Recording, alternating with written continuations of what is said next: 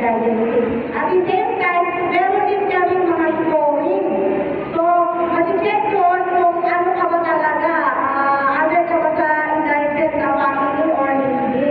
Tapos, pag nasabit na ninyo ang mga documents, i-include na namin, tapos isalibog doon sa province, ipunta doon sa municipal, doon sa region, kung mag-English na wala kayong duplicate sa ibang barangay, sa ibang municipality, at saka sa other programs, that's the time na mayroong makakapasok kayo sa PWD. So,